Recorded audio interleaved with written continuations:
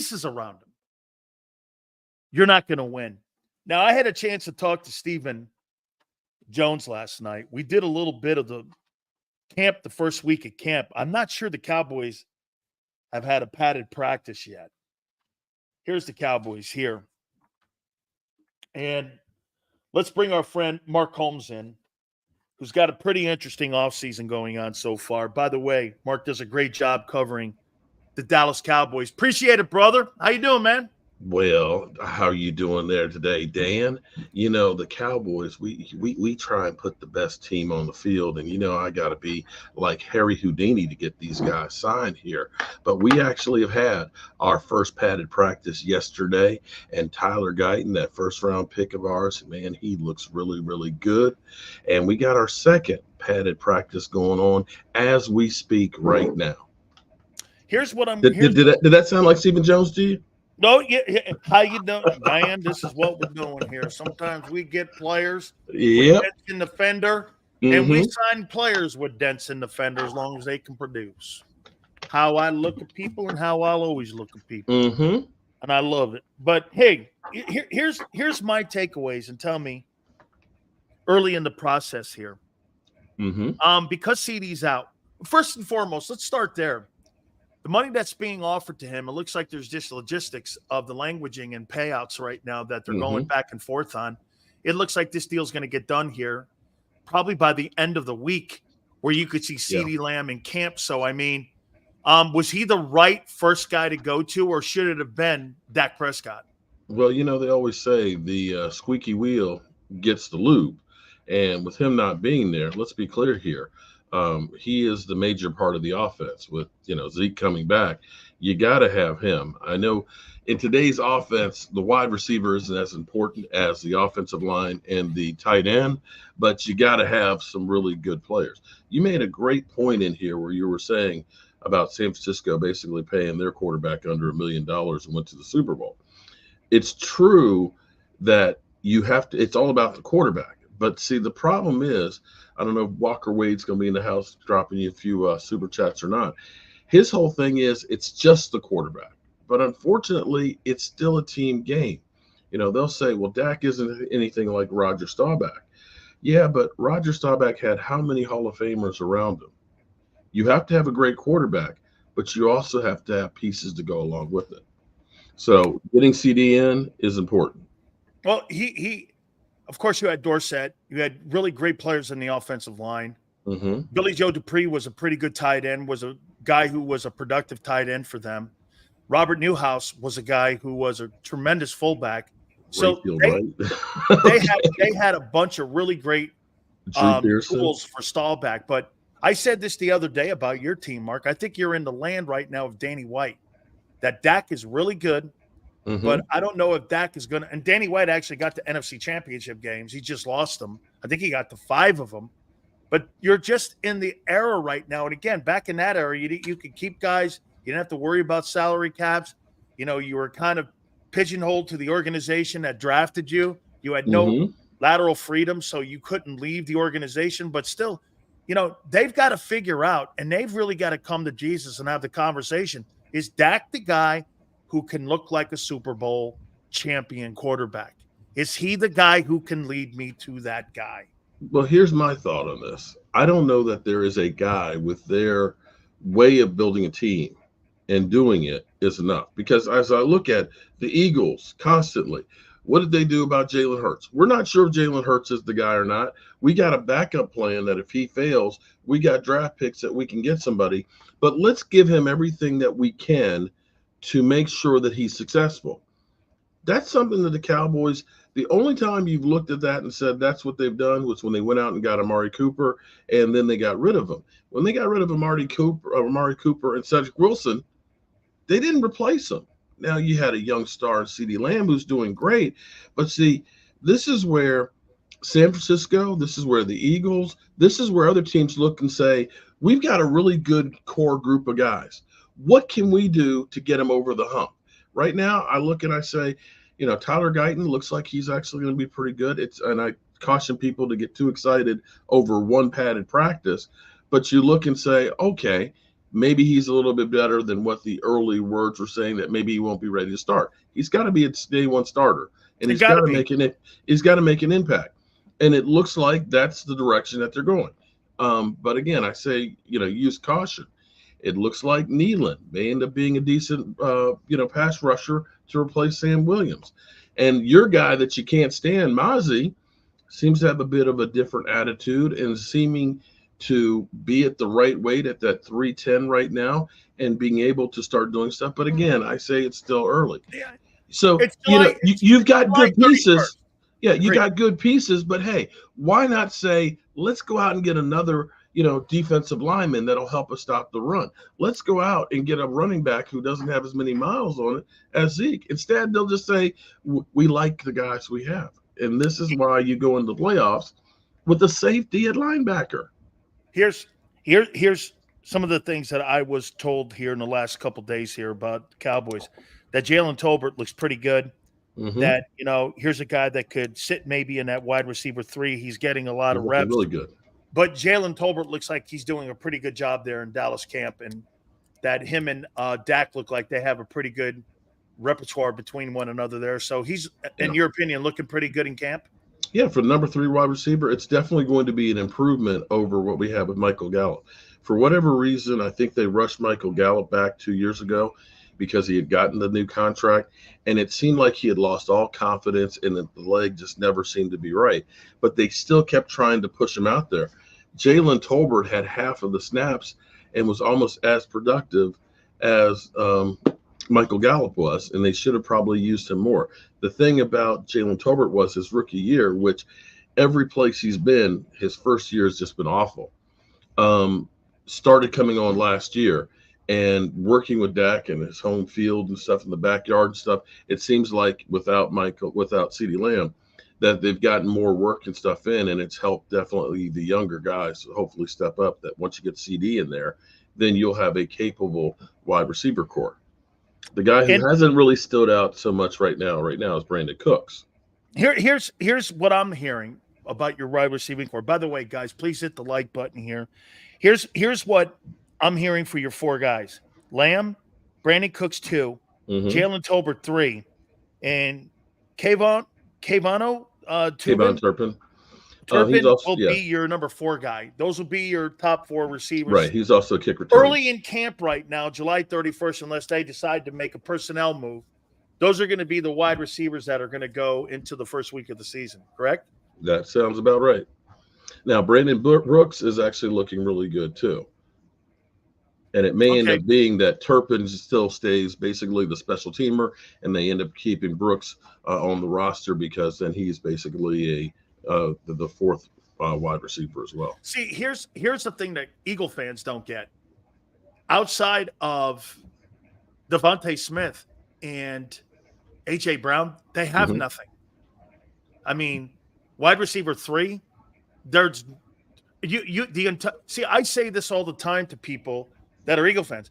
People go like this, Sills, what do you think of the wide receiver room? I don't think it's very good. Certainly not deep. I go, but you got 2 phenomenal football players. If one of them goes down. And A.J. Brown, but you have no depth level, whereas the Cowboys have functional guys in the building, and you're kind of 4 deep. They're not 4 deep. And I'm not saying that these guys outside of Lamb are world beaters. Cooks is probably, I get this, Brandon Cooks would easily start on the Eagles at wide receiver 3. I'd have to agree with that. He would easily start with anything they have in the building there, including Paris Campbell. And he'll thrive with CD. If he had to be the number 1, we'd be in trouble. But with CD Lamb out there taking the attention and stuff, and with you also having Jake Ferguson is going to be a major piece this year. If he can continue to rise like he has been, that's going to be able to really spread the field and actually help our running game. I know you laugh at our running game. Get this here. See, a guy goes like this. Name me let's take A.J. Brown and Devontae Smith off the field. Name me one wide receiver that you're going to go into a football game with if you're the Eagles as your number 1 primary target. Paris Campbell? Okay. Yeah, you're in trouble then. Aniyah Smith? Mm-hmm. Who are they going to – I mean, they make it – look, they're 2 elite guys. Their room's not good. Mm-hmm. They got two guys that let me tell you this. When you lost one guy in the playoff game last year against the Bucks, the offense looked like shit. Hey, wait a minute. I'm awake or you? Who's your number one primary target?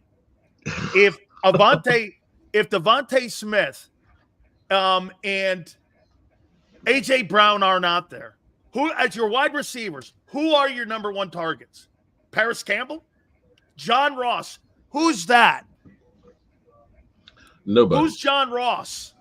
And see, this in lies the problem with the Cowboys, which reared its head with Sam Williams getting hurt. It's not awful. It's not great except Lamb. Yeah. But it's not awful, and I think they're deeper than Philly. But here's the difference, though, with Philly, though, is you're going to be predicated more on the run than the Cowboys will. You have that more to rely on. If we end up losing Brandon Cook and CD, I'm not sure that we're going to be able to rely on Rico and Zeke the same way that you guys are going to be able to rely on Saquon. Here's something about Tyler Guyton here. I heard that huge. There's been a little bit of I'm not talking about the tight end. I'm talking about your shit number 3 receiver. Tyler Guyton has kind of wobbled a little bit, but yesterday, as you said, they put Parsons on him. If that's me, Mark, I put Parsons on him every practice. I put him every single practice I possibly can, whether it's against the run, pass, what have you, so that I can get him primed and ready for the opening week against, is it Detroit you guys play? No, we play the Browns. Browns, that's right. You play the Cleveland Browns.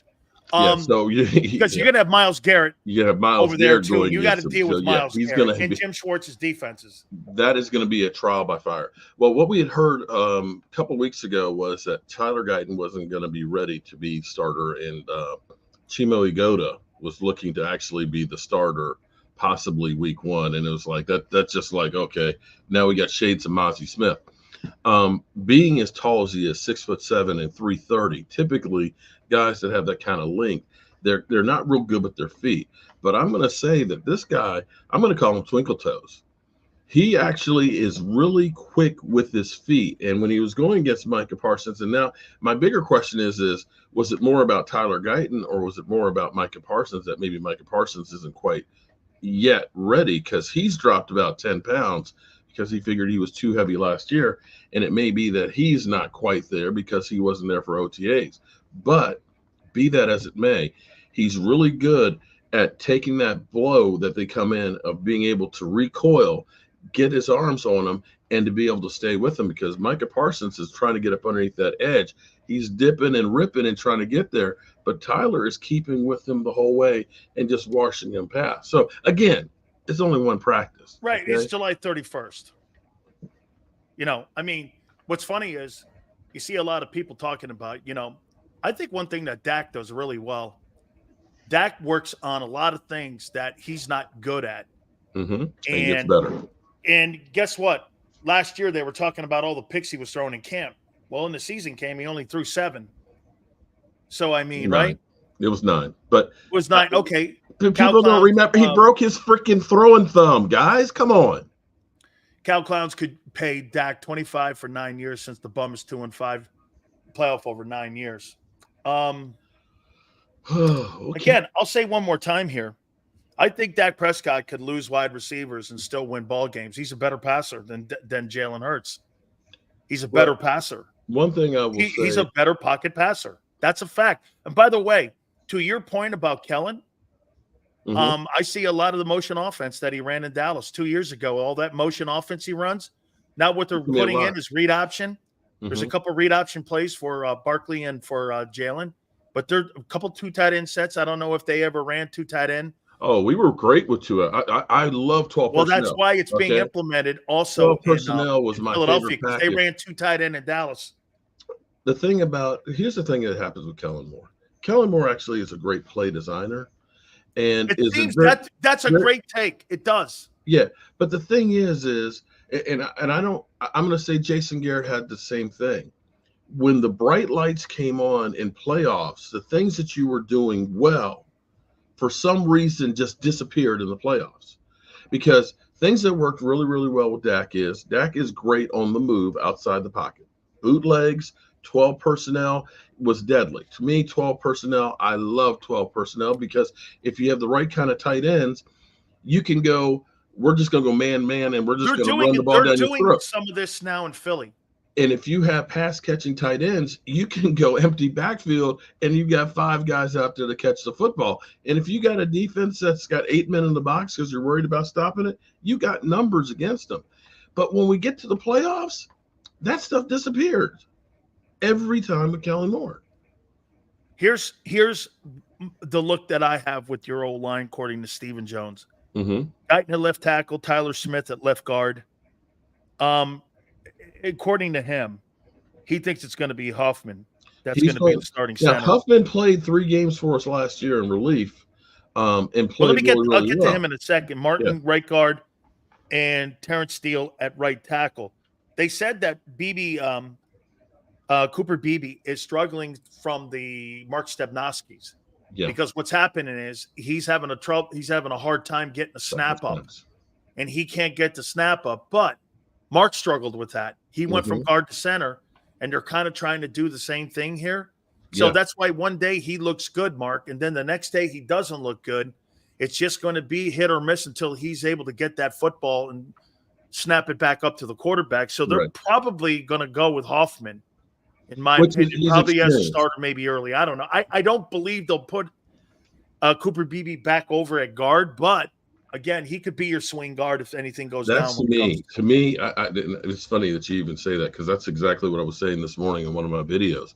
I'm okay if Brock Hoffman is ready to play and he can play at least as good as we got last year, and you can take your time with Cooper Beebe, and if you need to, he can be the swing guard. I hope nothing happens with Tyler Smith or Zach Martin, but if I have Cooper Beebe, who has been an outstanding guard, as a backup, I actually feel a lot better, because at least we have some depth there. And he's having a little bit of problems with the shotgun snaps, and he's doing the extra work and stuff on trying to get that together, but it's definitely a work in progress.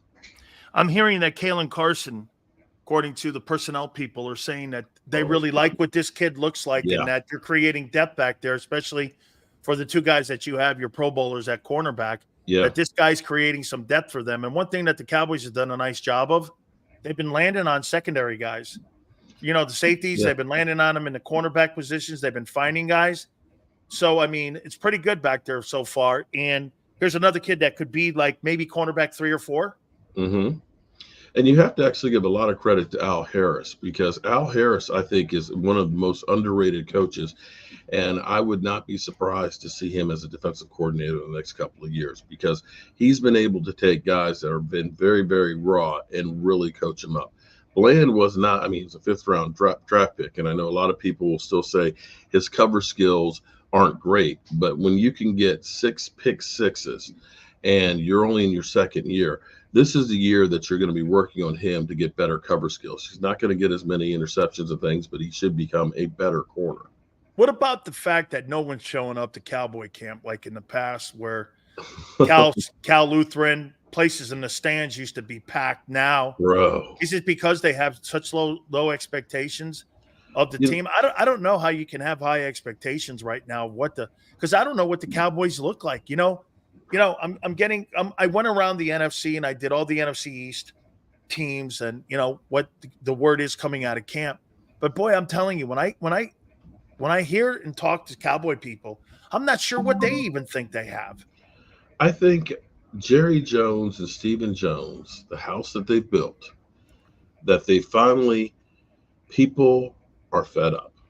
After the Green Bay game, and after seeing and listening to Jerry say, we're all in, and seeing us do absolutely nothing. Here's the thing that's going to be crazy and I've been here every year the last 3 years. The Cowboys do absolutely nothing in free agency. They get killed by the media. They don't care about winning. And they play good enough to be a playoff team, or at least be close enough to be a playoff team. Or they get to the playoffs and they lose a game. That's not the problem. They do some things that are incredible. They find talent where others don't. When I look at, if Tyler Guyton ends up being one of the 1st-round draft picks that we have that becomes all pro, you can't argue with that. You can look at the Giants and what they've done with, getting Evan Neal, who stinks, and everything else. They find a lot of good players. Their problem is that last 10% where they got to top it off and have a little bit more for the playoffs, they just don't do. This is what the problem, though, in my opinion, with Dallas is they're afraid to make the tough cut.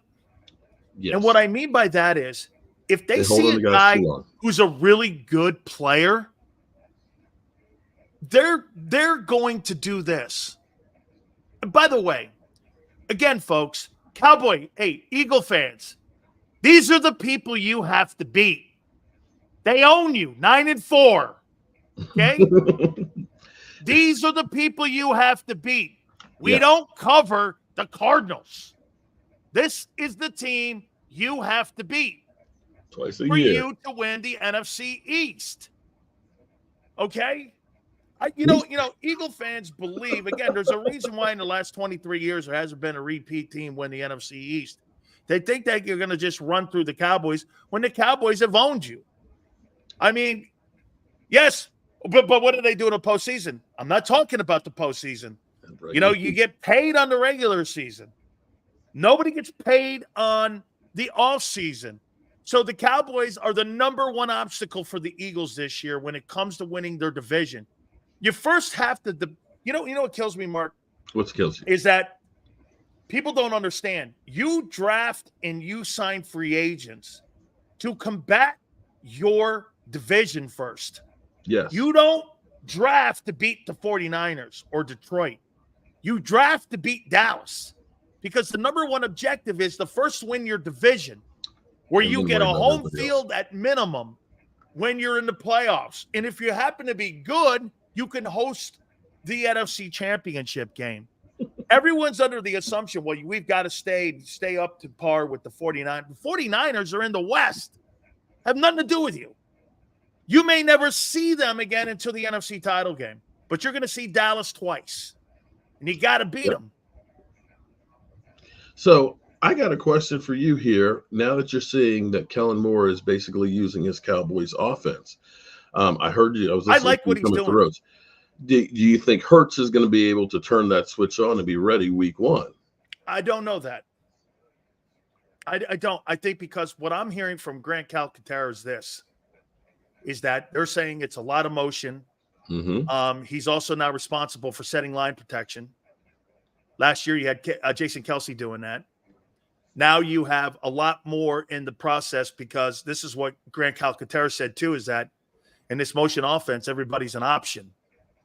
And so last year, everybody wasn't an option. There was 2 dudes that were an option, Devontae Smith and A.J. Brown. So now he's got to spread the ball around, which means this. Here's the number one issue I have with Hurts. Is that going to be still an issue with him holding on to the football too long? I still think that his pocket presence, in my opinion, I question it. To me, it always seems like he's ready. If his first read's not there, he's ready to run. He's ready to get out of there. Sometimes he just doesn't look comfortable unless he's on the move. And that's the thing that Mike McCarthy did last year with Kellen Moore. He didn't scrap everything that Kellen Moore did. There's some things that they've done that have been really, really good. But what he did do was he simplified it and got rid of a lot of the combination routes. He tried to speed it up so that way you can get the ball out of the quarterback's hands before you get hit. And sometimes with Kellen Moore's offense, you're going to end up having slower developing plays, lots of comebacks and things where the quarterback and the wide receivers have to be on the same page as opposed to I'm throwing to this spot. You better be there. And that's where it's coming right now. And that definitely helped Dak last year. Our offensive line looked a lot better as far as pass protection because they did speed it up and getting the ball out of their hands. It'll be interesting to see how it works with Jalen Hurts because I think Jalen Hurts is not exactly that type of quarterback. He's an incredible. Don't send me your hate mail, Eagle fans. Hurts is a great what Eagle quarterback. fans don't want to hear is they don't want to hear Cowboys shit, even though the Cowboys are the people that you got to beat. Funny how that works. It's just what's funny. It's idiotic. Though, here's idiotic. The thing that's funny. I was watching my buddy Game Time Brian's last night, and here it is, the first day of padded practice right? So you got all the news about your new guys and everything else. Yet Eagle fans are still right there on Cowboys pages when there's so much news on their own team. So that'll protest too much. All of these idiots over here saying why you have Mark Holmes here, this, that, and the other. Your ass loves me being here, guys. No, because I think it's important that we have to stay and stick in with the Joneses. Because if you're going to win the East, you have to beat Dallas. You just have to beat Dallas. I mean, Dallas has to beat Philly. If they want to do anything this year, because again, common opponent twice, there's no question that, again, this has gone on from Vermeil to today. I don't care what anybody says. What Dallas does dictates what Philadelphia will do in the postseason. Okay? It will. By the way, the Cowboys won the division last year. The Cowboys in the last 8 years have won 4 division titles. And I mean, done 0 for us.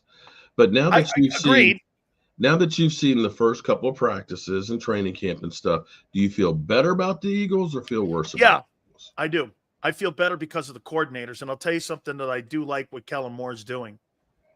Kellen Moore has given the Eagle offense a facelift.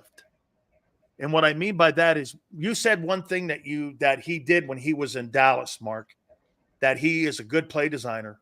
The one thing that he's doing right now, there's a lot of motion. There's a lot of different looks under the center. There's guys in wide receiver 3 position. They're putting AJ and Devontae in the slot.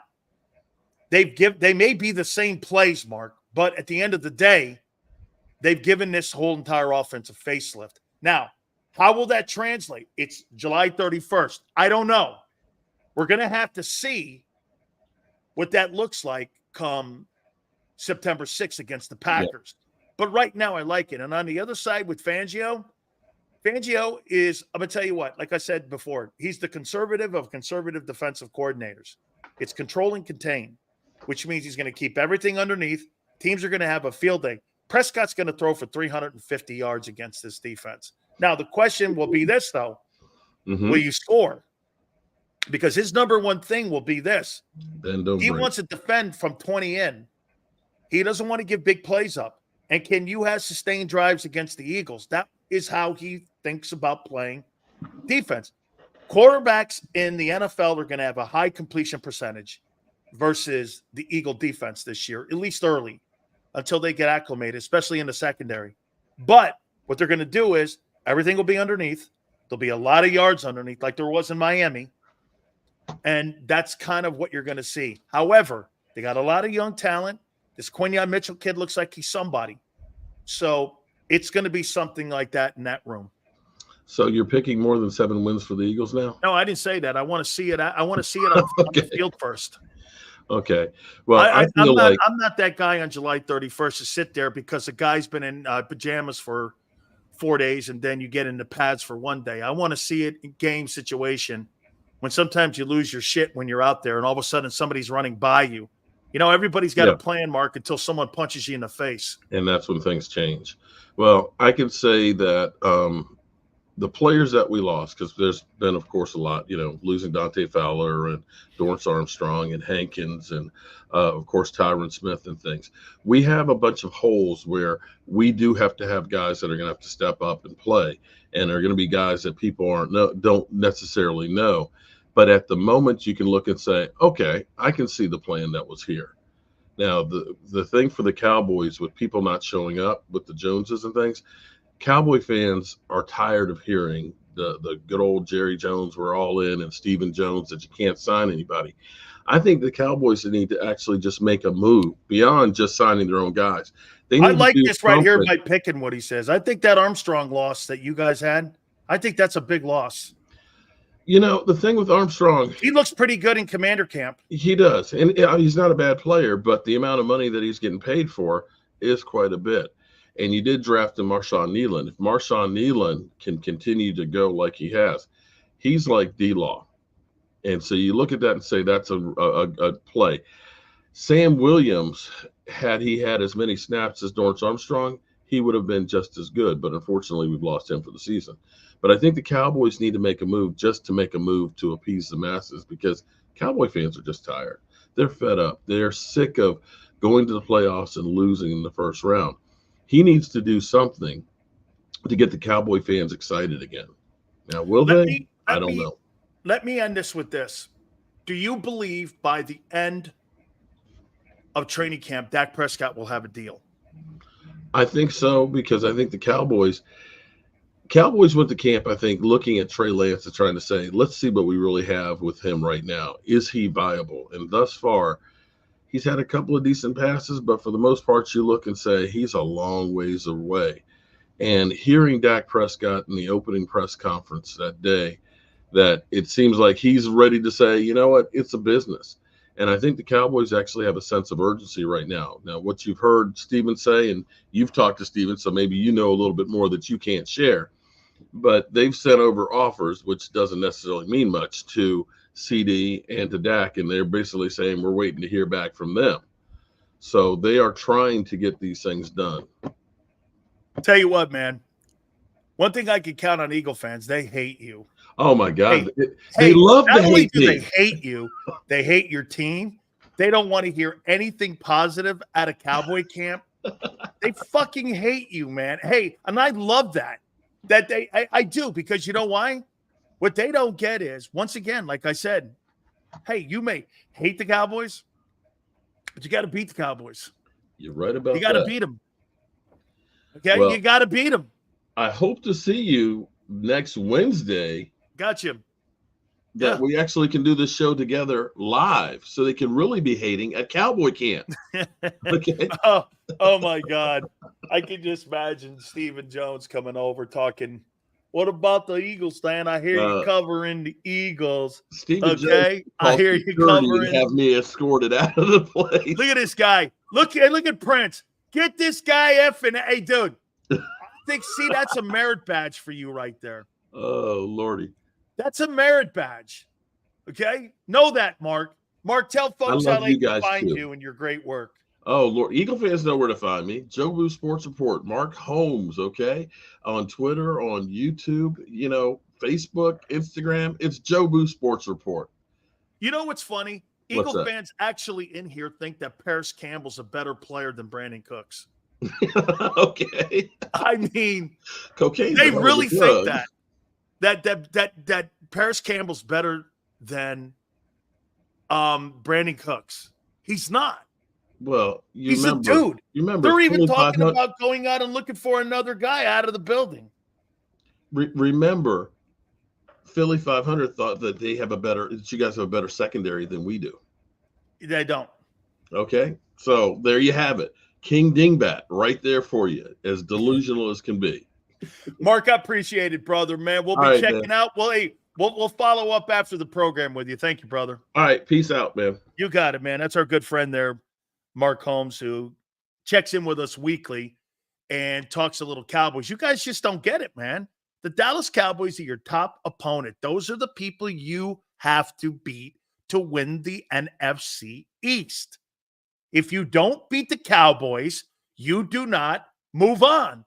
And if you do move on, you get murdered by the Buccaneers.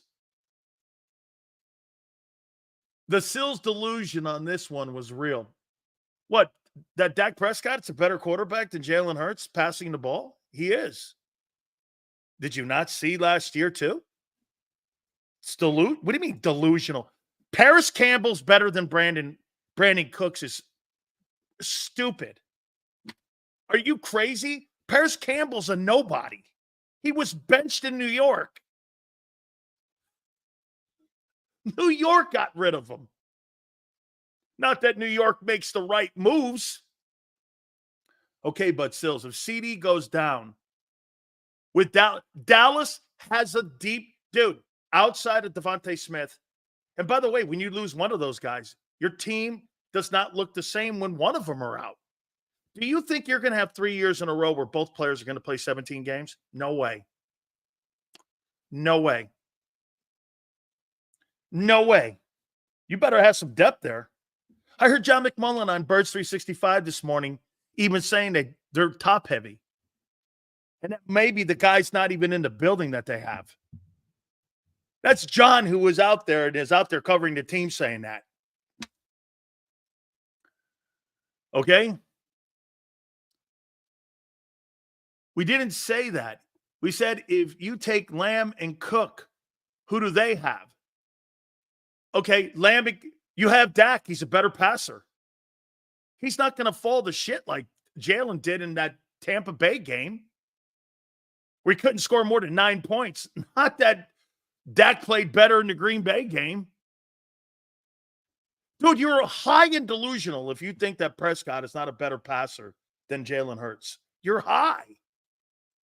This guy's thrown 60 TD passes in the last 3 years. That's the lowest number of any of the top flight quarterbacks in the league. This guy's not a pocket guy. And you have to win Super Bowls from the pocket. And that's what they've done with Kellen Moore. They're trying to, hey, do you think it's by coincidence that Kellen Moore is trying to make Jalen more of a pocket passer this year than any time since he's been in the building? Why would they do that and not just sign an RPO guy? Because they think he has the skill set to be a better passer, right? And to get up to par with the rest of those guys. That's why Moore's been hired. He's not been hired to put RPOs in. Actually, I think the RPOs are not coming back ever. Cowboys. What? Hey, Stevens, I said the Cowboys are going to win 5 games this year. I never said the Cowboys were a playoff team. And I've held that. Not true. My pick is the Commanders. I'm picking the Washington Commanders to win the East. I'm not the only one. We the people demand 500. Or Xander. We the people. Maybe. Xander will be with us at the bottom of the hour. Don't worry. He'll have the green pom-poms on for you. Just like everybody else. You see, Sills is here with truth, justice, and the Big Sills way. Because that's how we work here. And by the way, when people disagree, unlike WIP or the Fanatic, we don't put people that come on here and brown nose and kiss ass the Big Sills. You're a bum, Sills. No. Truth, justice, and the Big Sills way. That's what we do here, my friends. Sills, please stop doing that. That wasn't your question. You mentioned that without AJ or Smitty, we are left without a wideout that can go for any team. But Hurts is the worst of the quarterbacks. Jalen can't sustain losing players. I think Dak can. Dak didn't have Amari Cooper last year. He had one wide receiver and a pretty decent, not great running back. And he led the NFL in TD passes. And he was second in the MVP voting. I don't know. You're not under some illusion that Dak had as much talent as Jalen did last year. According to you, no. He had a better year. He won the East, led the league in TD passes, threw for 4,600 yards, and won more games. How did he not have a better year?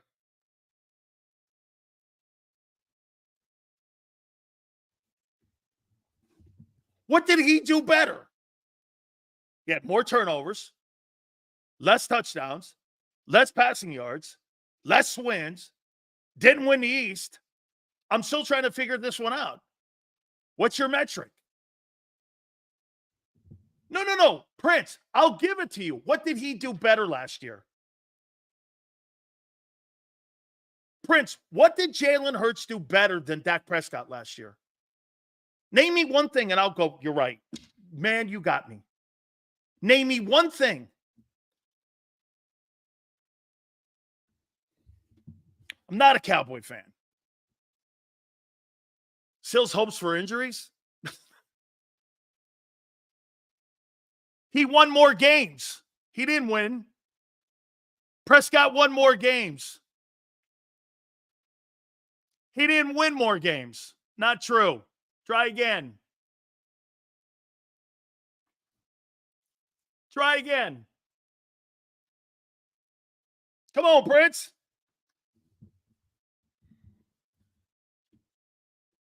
He didn't win more games. You won big games? What? Like Seattle? Come on, Prince. You lose this one, son. You lose this one. All good. By the way, I don't want to sit on here crowing about the Dallas Cowboys, who I think are going to win 5 ball games. Okay? Well, we won the Kansas City game, and yeah, then he destroyed you in Dallas. Come on, man. Destroyed. Jalen Hurts made it to the playoffs with Jalen Reagor and Queasy Watkins. And also Devontae Smith. Don't forget to add that one. And then they were destroyed. Well, it was Tom Brady, so, you know.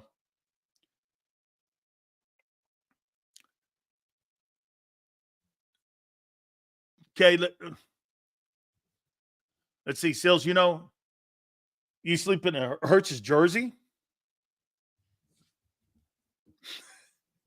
Do me a favor, please, guys. Hit the like button.